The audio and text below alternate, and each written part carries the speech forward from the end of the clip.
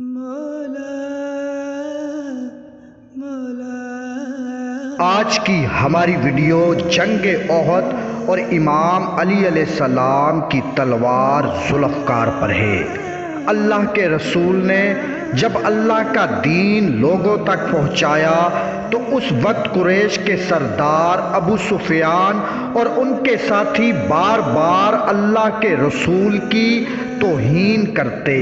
اب اللہ تعالیٰ نے اپنے رسول کو حکم دیا کہ آپ ہجرت کریں۔ جب رسول خدا صلی اللہ علیہ وآلہ وسلم نے مکہ سے مدینے کی طرف ہجرت کی تو آپ مدینے میں اللہ کے دین کو پھیلانے لگے، اور وہاں مکہ میں ابو سفیان نے مکہ والوں کو جمع کر کے اللہ کے رسول سے جنگ کرنے کی سازش کی، اور ابو سفیان کی بیوی ہندا نے جنگ بدر کے بدلے کی آگ میں یہ عہد کیا کہ میں مسلمانوں کو نیست و نابود کر دوں گی، اور میرے باپ عقبہ، میرے بھائی ولید کو قتل کرنے والے حمزہ اور علی کو مار دوں گی۔ اور ہندا نے ایک حبشی غلام جس کا نشانہ بہت تیز تھا، اس غلام کو اس شرط پر آزاد کرنے کا کہا کہ اگر تم حمزہ کو مار دو گے تو میں تمہیں آزاد کر دوں گی۔ ادھر ابو سفیان اور خالد بن ولید قریش والوں کے ساتھ جنگ بدر کا بدلہ لینے کے لیے دن رات تیاری کرنے لگے۔ اب سن 3 ہجری کو 3000 لشکر کے ساتھ قریش والے مدینے کی طرف روانہ ہوئے۔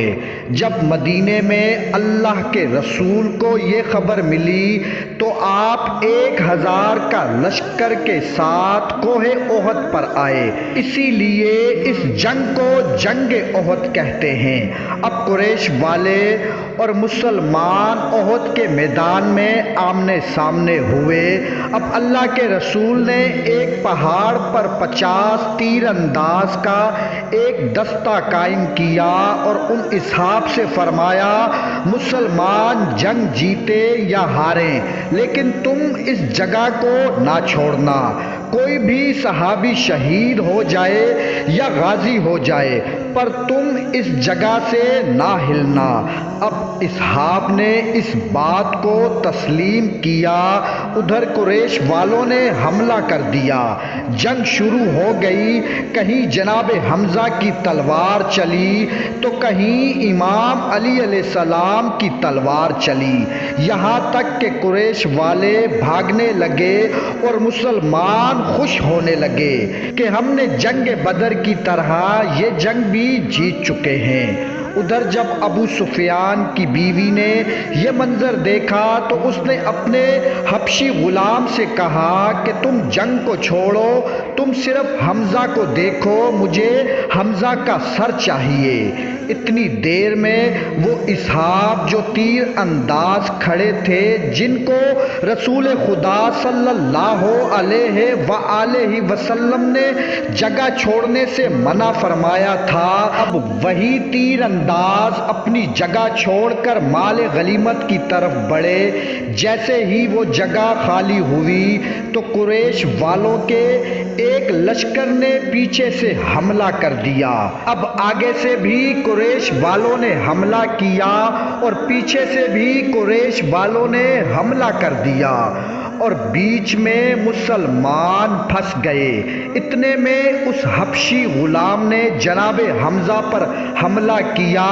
جناب حمزہ کا زمین پر گرنا تھا کہ مسلمانوں میں شور مچ گیا کہ حمزہ شہید ہو گئے۔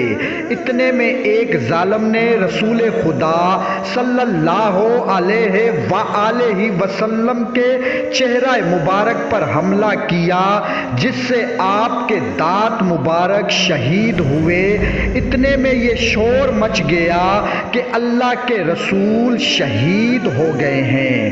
جب مسلمانوں نے سنا کہ رسول خدا صلی اللہ علیہ وآلہ وسلم شہید ہو گئے ہیں تو مسلمان بھاگنے لگے۔ یہ خبر جیسے ہی امام علی تک پڑی تو مولا علی علیہ السلام شیر کی طرح کفار کے لشکر کو چیرتے ہوئے اللہ کے رسول کے پاس آئے۔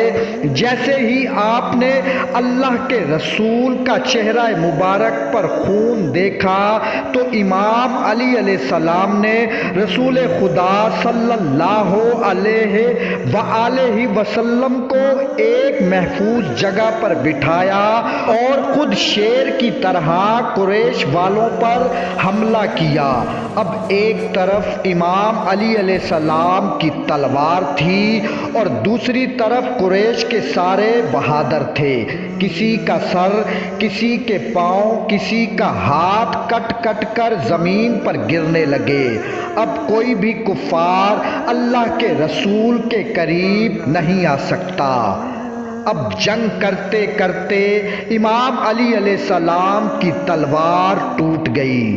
جیسے ہی امام علی علیہ السلام کی تلوار ٹوٹی تو امام علی علیہ السلام نے رسول خدا صلی اللہ علیہ وآلہ وسلم کے چہرہ مبارک کی طرف دیکھا تو اللہ کے رسول نے فرمایا، اے علی، تو جس کے نبی کی حفاظت کر رہا ہے آج وہی تمہیں اس ٹوٹی ہوئی تلوار کے بدلے ایک تلوار دے گا۔ بس اتنی ہی دیر میں جبرائیل علیہ السلام لا فتح الا علی لا سیف الا ذوالفقار کہتے ہوئے آسمان سے تلوار لائے۔